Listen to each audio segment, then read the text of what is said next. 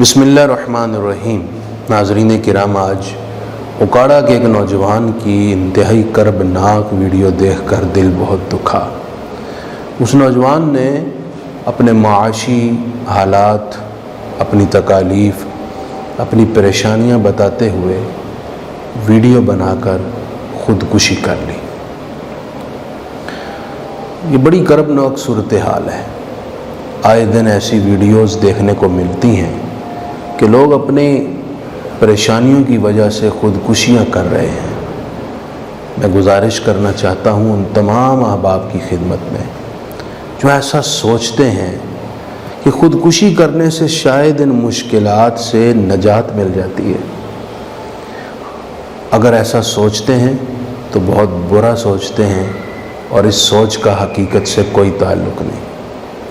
یہ بڑی غیر معقول سوچ ہے، وہ اس لیے کہ اسے کوئی بھی عقل والا کام نہیں کہے گا کہ آپ دنیا کی عارضی تکلیف سے بچنے کے لیے خودکشی جیسا بھیانک حرام فعل کر کے دائمی اور ہمیشہ کی تکلیف کو گلے لگا لیں۔ ہمیں ہمارے دین نے اس عمل کے حوالے سے بھی بڑی خاص رہنمائی فرمائی ہے۔ قرآن مجید نے کہا ہے وَلَا تُلْقُوا بِأَيْدِيكُمْ إِلَى التَّهْلُكَةِ کہ اے لوگو خود اپنے ہاتھوں اپنے آپ کو ہلاکت میں مت ڈالو۔ یوں ہی قرآن نے کہا وَلَا تَقْتُلُوا أَنفُسَكُمْ اپنے آپ کو قتل مت کرو۔ نبی اکرم صلی اللہ علیہ وآلہ وسلم نے تو سوسائیڈ جیسے حرام فعل پر جہنم کی بھیانک سزائیں اور وعیدیں اپنی امت کو بتائی ہیں تاکہ اس فعل کے قریب نہ جائیں۔ آپ نے ارشاد فرمایا من تردى من جبل فقتل نفسه فهو في نار جہنم يتردى فيها خالدا مخلدا فيها ابدا جس شخص نے اپنے آپ کو پہاڑ سے گرا کر اپنے آپ کو قتل کر دیا، وہ جہنم میں ہمیشہ دوزخ کی آگ میں یہی سزا پائے گا۔ یعنی وہ جس انداز میں خودکشی کرتا ہے اسی طرح کی سزا اسے دوزخ میں ملے گی، پہاڑوں سے گرتا رہے گا۔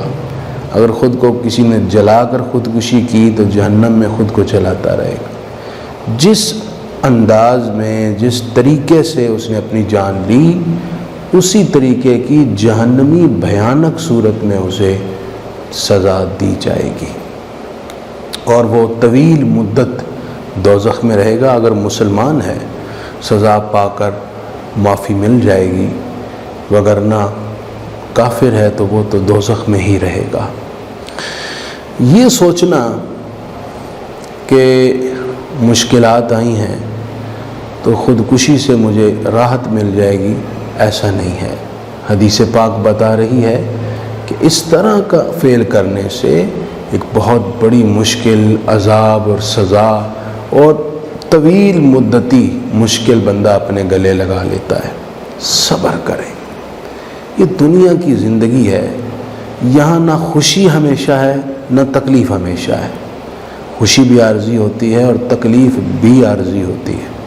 اللہ تعالیٰ نے قرآن مجید میں فرمایا ہے سورہ علم نشرح میں فَإِنَّ مَعَ الْعُسْرِ يُسْرًا إِنَّ مَعَ الْعُسْرِ يُسْرًا کہ بے شک مشکل کے بعد آسانی ہے۔